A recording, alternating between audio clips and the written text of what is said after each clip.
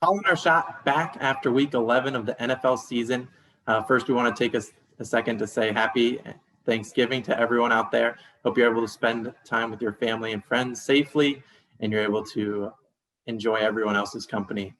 Jumping into some NFL action, I'm joined by our special guest, Sam Hankin. We also got Logan here. He's a usual.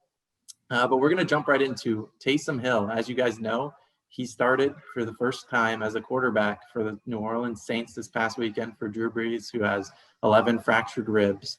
And he's going to be the starter for a couple weeks. It was kind of a surprise because Jameis Winston was the supposed starter until Friday when they announced Taysom Hill. Sam, we'll start with you. Were you impressed with him? What do you think going forward? How do you see him turning out the rest of the year? Well, Austin, I'll tell you what, I think it was certainly a fun experiment to watch. Sean Payton, he's got a lot of crazy things starting up in his brain. And I know he's been riding this Taysom Hill plan for a long time to see if it was actually a feasible option. And look, it was fun to watch. And on paper, he had some production, certainly more so as a runner than a passer. My takeaway from game one is that that's not a sustainable option. And if you're looking to pick up games until Breeze comes back, Jameis is your better option, especially with that prolific receiving core they've got. You got to take advantage of your passers, and it just looks like he can't do that. Great take, Sam. Couldn't have said it better myself.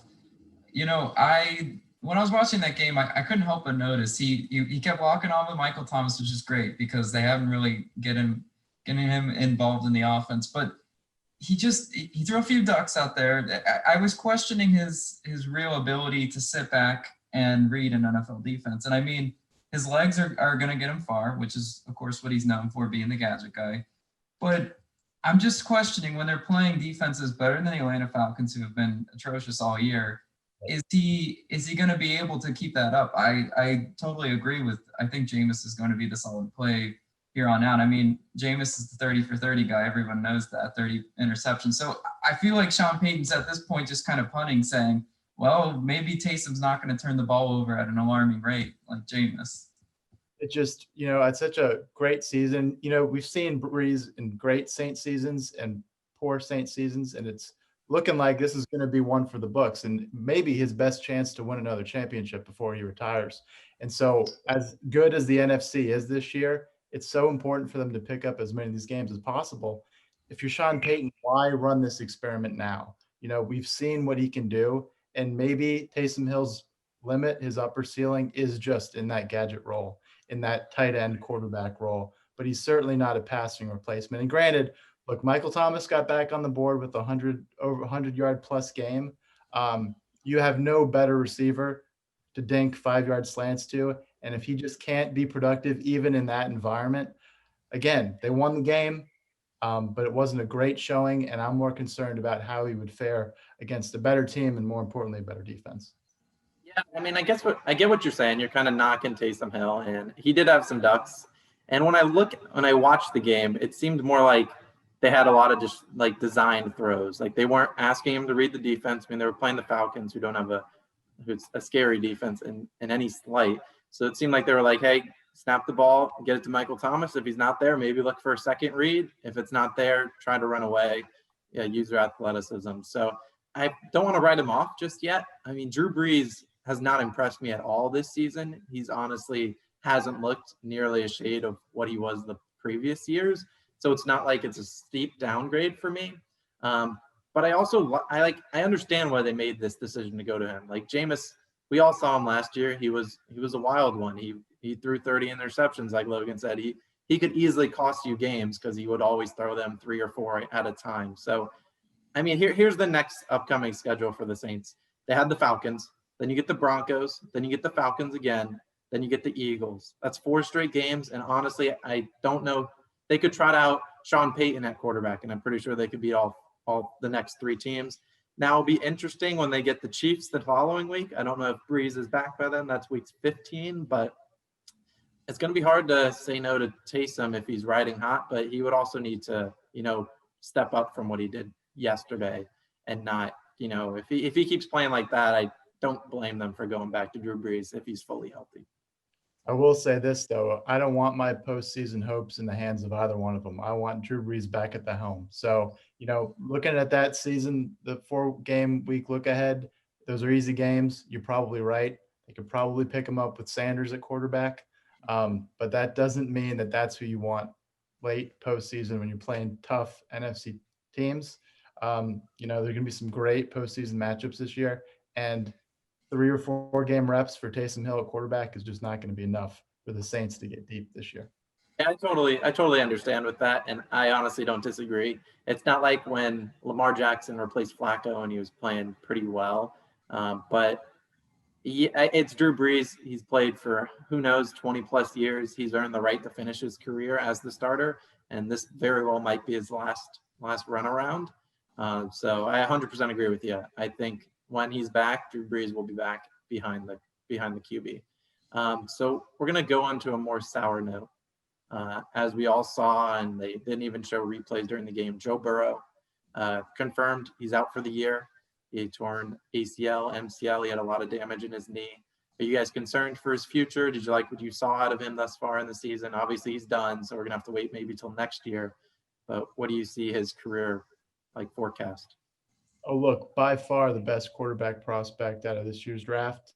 And I'd say with the exception of the next generational talent that is Patrick Mahomes, I would say probably the best prospect out of, the last 2 or 3 years. Better than what we saw year one out of Darnold, out of Trubisky. He really looked like he had that presence and that quarterback intelligence. And look, hearts out for him. I think he'll come back strong. And I think, the Bengals, hopefully they can put those building blocks in place so that when he comes back next year, they can actually put together at least an 8-8, 500 season. But I think he showed good signs if he can bounce back from this for his future. No, I agree. I saw the Bengals getting a lot of heat today, on networks like ESPN about their choice to play Burrow like they did. But the NFL is different in this day and age. The rookie quarterbacks, they kind of just get thrown into the fire. They don't have the maturation like the Aaron Rodgers did behind Brett Favre. They don't do that anymore.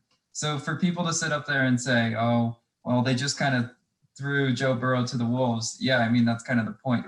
What was very unfortunate is the Bengals have an absolutely terrible offensive line. You ever watch some of them? Joe Burrow's running for his life a lot of the time, and that's what happens with these high round draft picks. They go to bad teams that are incomplete.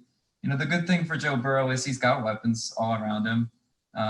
Hopefully they can shore up the offensive line in the draft and in free agency and everything, so that he's not doing that for years to come.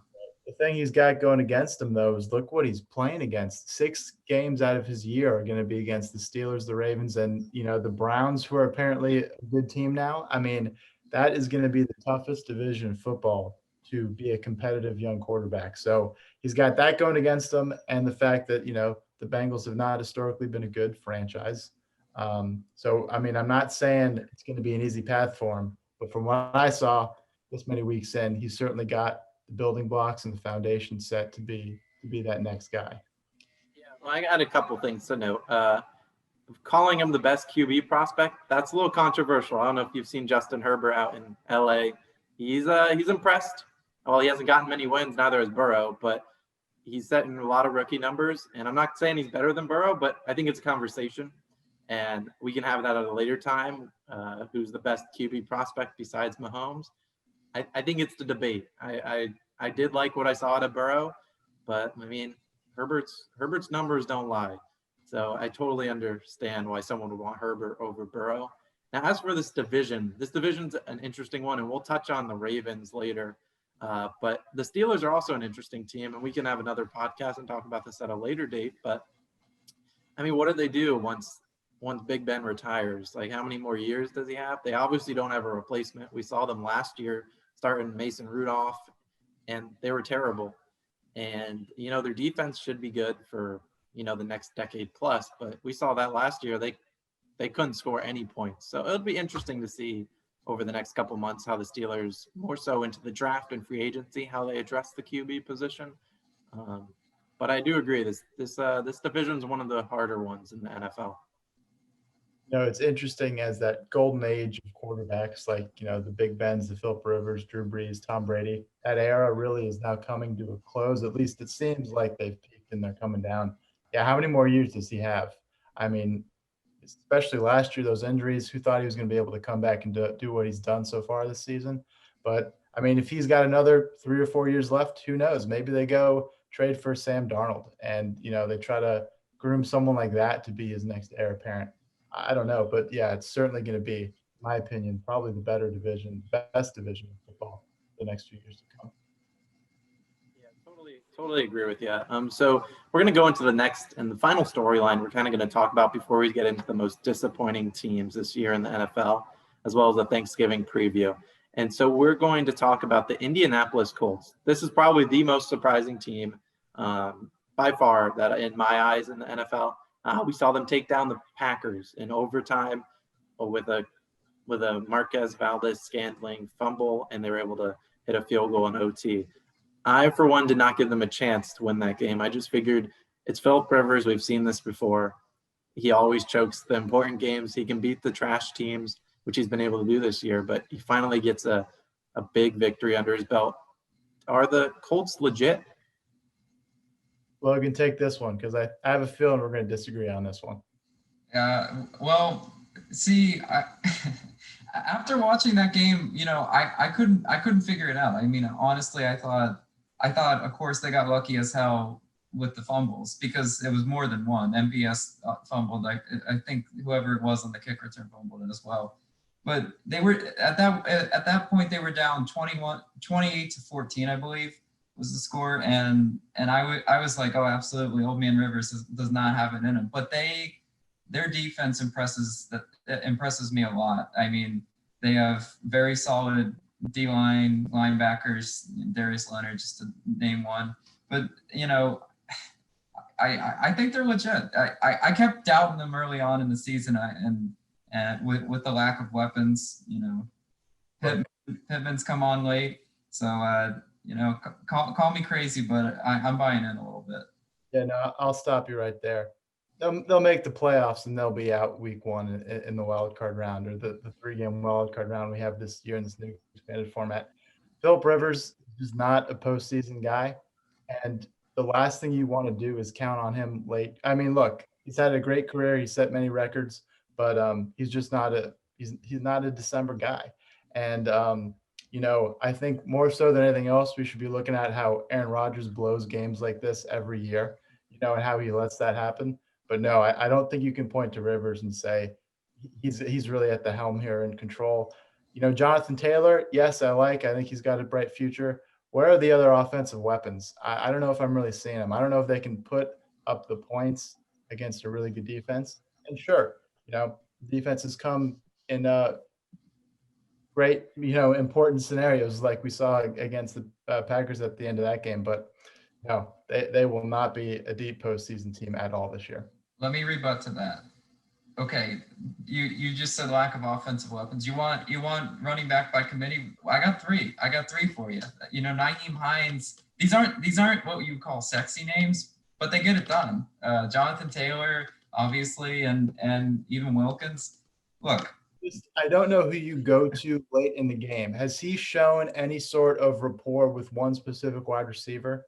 No, they don't have to. Look, the Colts don't want to win shootouts. That game was kind of an anomaly.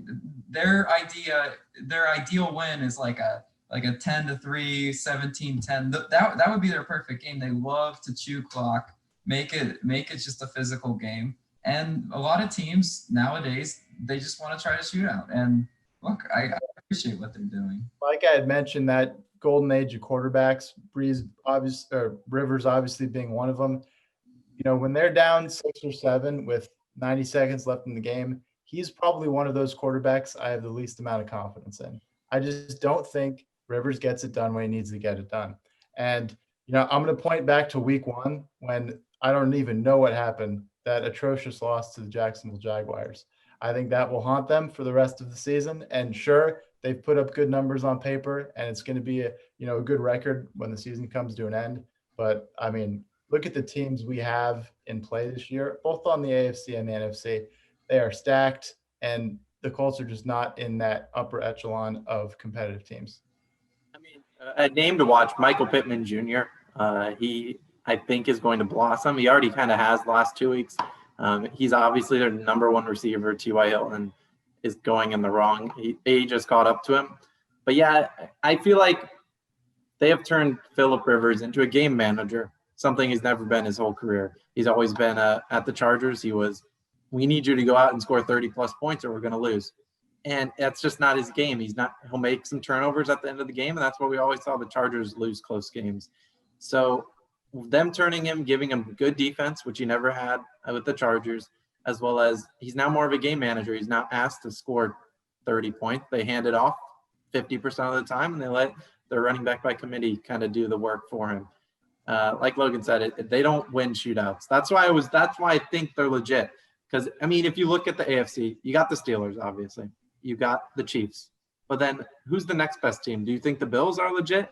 Then you got the Colts at 4. You got the Titans. I mean, they're up and down. The Browns are 7-3. I'm not scared of the Browns in one bit. And then the Raiders, who have looked good, really only against the Chiefs. And then the rest of the time, they're mediocre. So I'm not ready to gas up the Super Bowl chant for the Colts. But I think they're underrated, even though they just came off one of the bigger wins of their season. Certainly like Rivers, and I'm rooting for him, and I want him to see that late career success in the postseason. What I've seen so far, I just don't think it's going to happen. Leave it at that. We're going to go into our most disappointing teams. While the Colts were very surprising this season, we're going to go into disappointing ones, and we're going to start with you, Logan. By far, it's the Baltimore Ravens. They, every week I'm like, oh, this is the week we're going to see that last year Lamar MVP kind of caliber. This is going to be the week their defense finally takes it personal. I say that every week, and week in and week out, they've disappointed me. And in a division where you have Pittsburgh running away with it, undefeated, they just don't scare anybody anymore. Jim Harbaugh John Harbaugh, wrong Harbaugh. He's out there. He's right out there at midfield, barking at the Titans. Where are all of his players? I mean, it's just a team that something seems off about him. And you turned Lamar into a pocket passer. He really hasn't proved the doubters wrong. I mean, the doubters always say that he's not a pocket passer. He's really not. They pack in the middle of the field and they say beat us deep. Hollywood Brown, 0 catches. That's not going to get it done. It's an extreme disappointment. That being said, they are still in the thick of things, but this is not where we thought they'd be. Hollywood Brown doesn't deserve that nickname anymore. I don't know what you want to call him, but he has not been Hollywood this whole season. And yeah, kind of echoing that, they have looked honestly terrible. Through all of last season when Lamar Jackson won MVP, he had 8 games where he had 3+ passing touchdowns. This year, he only has 1, and that was week 1 against the Browns. He's clearly taken a step back. They've kind of figured him out. But yeah, you look, there's not much threat they're going to make the playoffs. The only team at 6-4 threatening are the Dolphins, and their strength of schedule is tough. But after this week, when they play on Thanksgiving, you got the Steelers at Heinz Field. I don't think any of us are picking them to win that game after what we've seen Mark Ingram and J.K. Dobbins on the COVID-19 list. They're going to be out. So not looking great then. And then after that, you got the Cowboys, who are playing better as of late. I'm not going to say the Cowboys will win that, but I've seen crazier things. Then you got the Browns, who we can debate about them all day. They're 7-3, but I don't think they're a real 7-3. But then they end their season with the Jags, Giants, and Bengals. If they lose any of those 3 games, they don't deserve to make the playoffs. No, any thoughts on the Ravens? I got to push back on that a little bit. I think I disagree with you guys. Certainly, no question. Has there been a sophomore slump? Absolutely. But guess what? Any freshman quarterback who puts the season up that he did last year is absolutely going to have a sophomore slump. The amount of pressure on that team. I think a lot of people point to the record and they point to the Steelers in the division and say, what's going on here? Those 4 losses, let's not forget who they lost to. The undefeated Steelers, right? Kansas City, arguably, I would argue, best team in the NFL right now. New England Patriots, who, while having an off year, are historically known for being able to scheme and shut down key players, which Lamar Jackson is. and the Tennessee Titans, who, have great games and poor games, but all in all are a very competitive team and have shown last year a very competitive postseason team too. So they're just going to beat the bad teams but lose to the good ones. So how's that going to help them in the playoffs? I'm not saying the path, obviously, to make success, you're going to have to go through, either Pittsburgh or Kansas City, and then eventually both of them. And so I'm not saying it's going to be easy, but you compare them to a team like the Indianapolis Colts. I'd rather have that high ceiling of Lamar Jackson than Phillip Rivers. And I think when it comes down to it, sure, has he not shown the glimpses of stardom that he showed last year? 100%. Does that mean he's not for the rest of the season? We don't know that. And if he has a little bit of a, last year, look at Sam Darnold went on a little bit of a run, right? If he gets hot going into postseason, you are absolutely going to rue those words because don't bring Sam Darnold in this conversation. No. I had to sneak it in. They're in the postseason. I think we've agreed upon that, especially with this expanded format. And if they get hot with that defense, I think that they could just as easily be in the same position they were last year. Look, you lose me in any argument where you compare anyone to Sam Darnold. That's number one and most important. And when you watch Lamar, doesn't something look off? I mean, it looks like he's just doubting everything that he ever does. His first read isn't there. He pulls the ball down, ready to run. That's very alarming if you're a Ravens fan and you're just looking at him and you're like, oh man, like it's very alarming. I think the defense can certainly, figure it out. They're playing just terrible. They let Derrick Henry, they got mud all over them from Derrick Henry just trouncing them. I think the defense is going to play better, but look, give me Phillip Rivers in crunch time over Lamar, because old man Rivers, he can read a defense. He can't run. So he's not going to even think that's an option. All I'm saying is come talk to me again after Thursday night, Thanksgiving football. If he's hot and they run the score up on the Steelers and poke some holes in that defense, we'll all be talking about 2019 Lamar Jackson. And I think that's a big overreaction. 1 year removed from, MVP candidate, or MVP winner, excuse me. That team is very much still real and very much needs to be taken into account when it comes to late season. Yeah, I mean, they have no chance of winning their division, which goes to my most disappointing team. That's actually leading their division, and that would be the Philadelphia Eagles. Talk about a trash can of a division. The NFC East, they're all tied at 3 wins. That will be changing after Thanksgiving when we see Washington versus Dallas. But talk about a terrible team. Even if you win the division, you can't be happy with what the Eagles have done this year. I mean, Carson Wentz, I'd argue he probably should be benched for Jalen Hurts. Kind of similar. I mean, not similar to like the Drew Brees and Taysom Hill because he was injured. But, I mean, you kind of want to see at this rate. I mean, Jalen Hurts could be the next best thing. I mean, there's no way, but Wentz has been terrible. And people always thought coming into the year that they would be, no one's expecting them to be 9-1, but you're expecting them to be, what the Browns are, 7-3 or maybe 6-4, not 3-6-1, what they are right now. They've just really disappointed. And honestly, I don't see them getting any better. They just stunk it up against the Browns. And Wentz has just turned into a turnover machine, which he's always been, but geez, they are not good. No, I mean, look, it makes you wonder, is Doug Peterson's name going to be on the hot seat? I mean, certainly only 2 or 3 years removed from the Philly special. You think he's going to have that job for a while, but this is abysmal, right? And I mean, that is by far the easiest division in football to win, right? You got 6 games against this formerly Washington Redskins, Washington football team, the New York Football Giants, and the Cowboys. And I mean, it's hard to watch them screw this up, and I really hope it doesn't come down to a tiebreaker, to get them into the playoffs.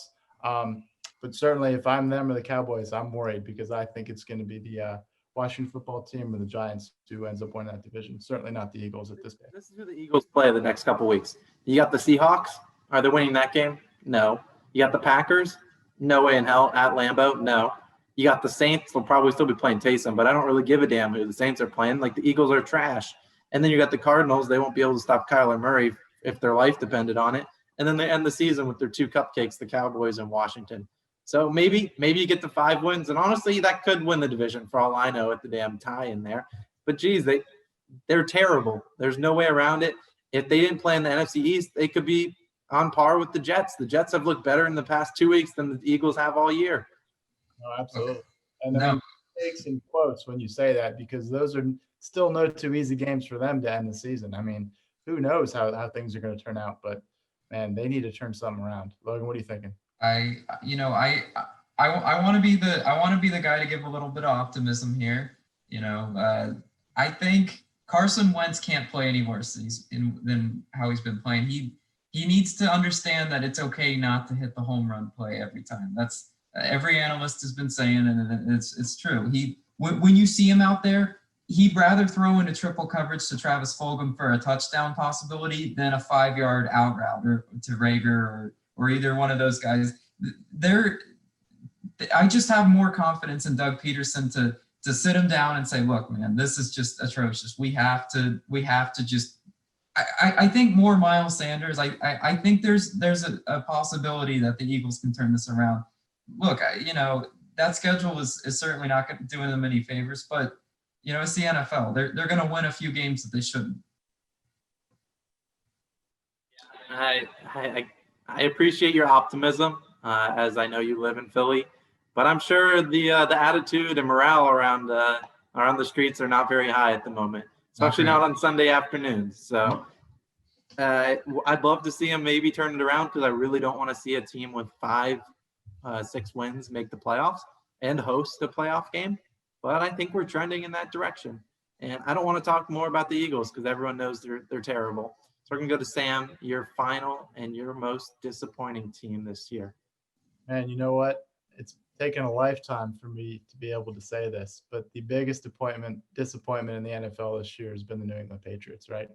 To see that dynasty finally come to an end.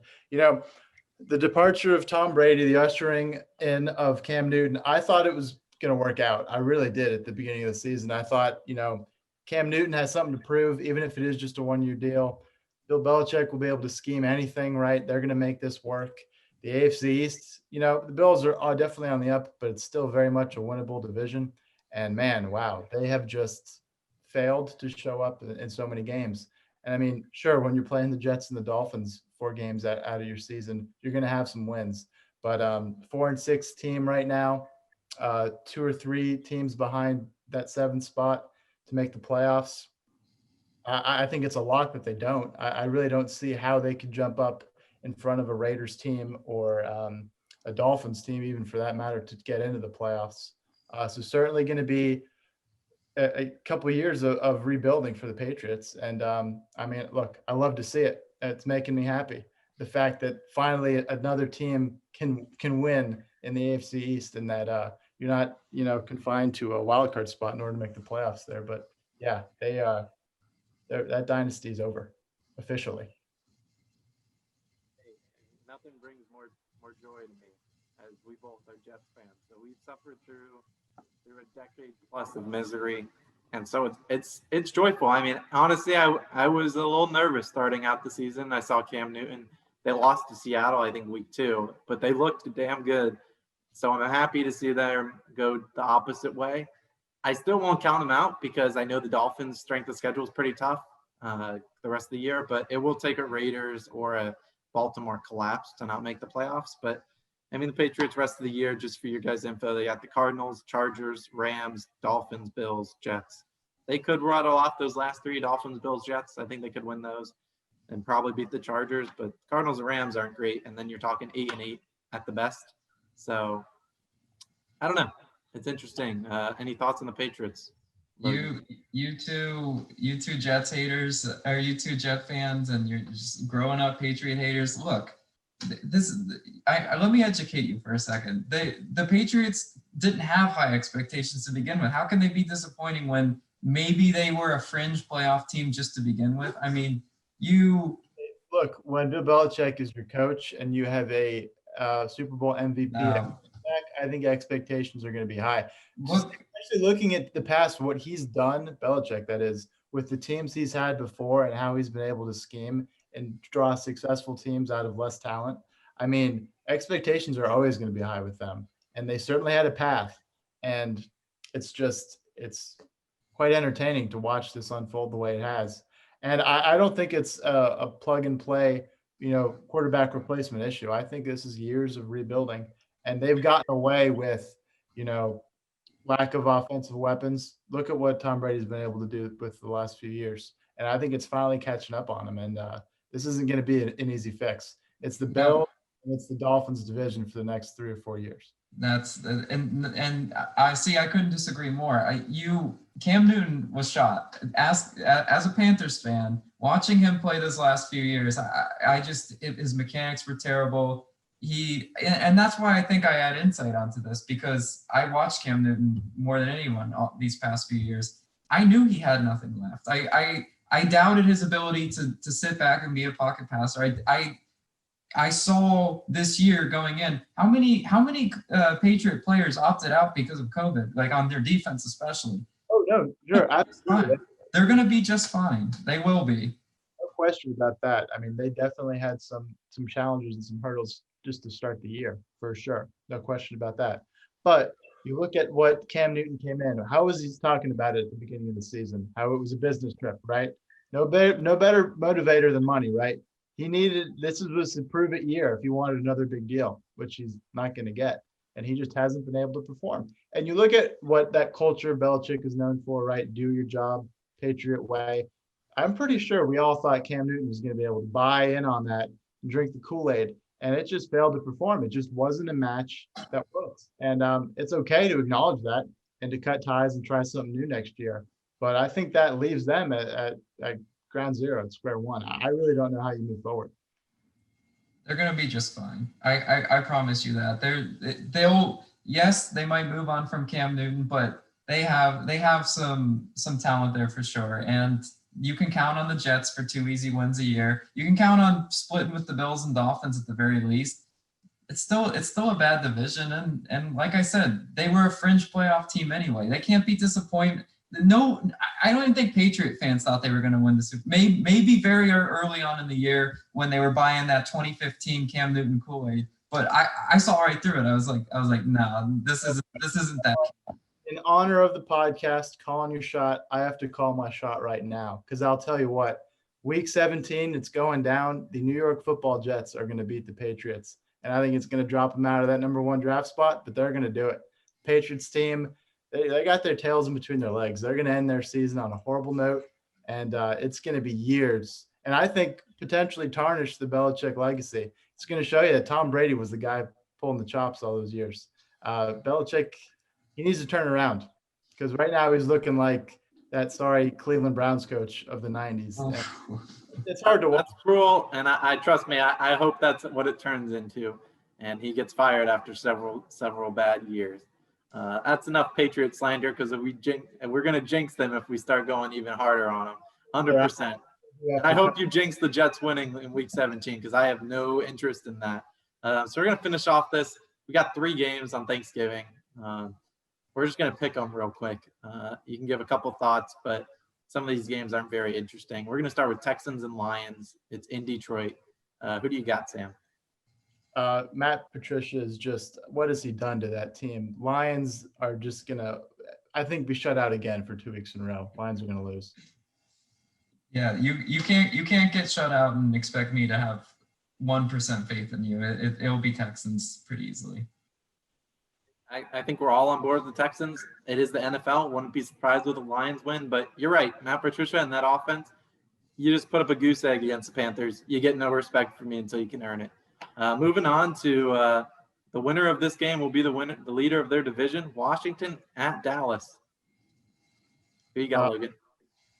I have Dallas. I think Andy Dalton in the offense is putting together something good.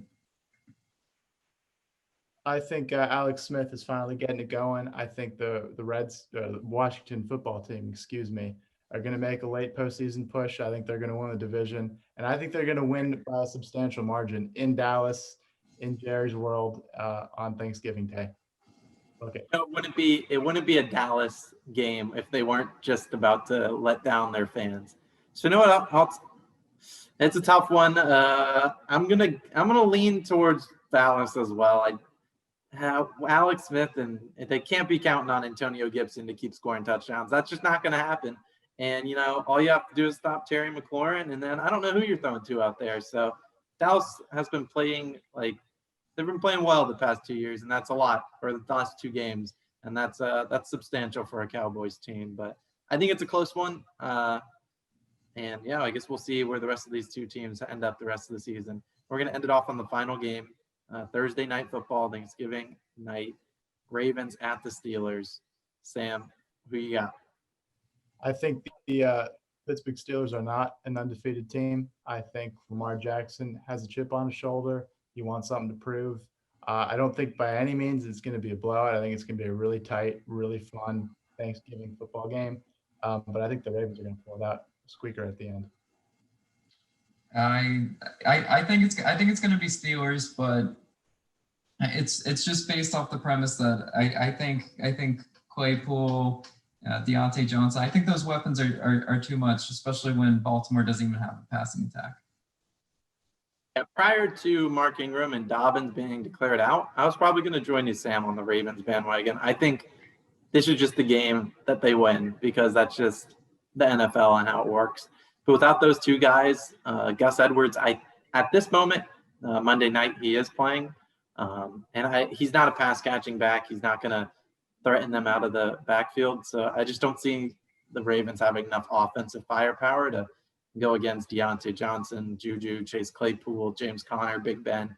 They just got too many weapons around there. Speaking of Eric Ebron, too, we'll give him a shout out. So that's all we got for you guys here today. Any closing thoughts? No, it's going to be a great slate of games, especially on Thanksgiving. Looking forward to it. And I think it'll reveal a lot about the standings of the AFC moving forward. That's for sure.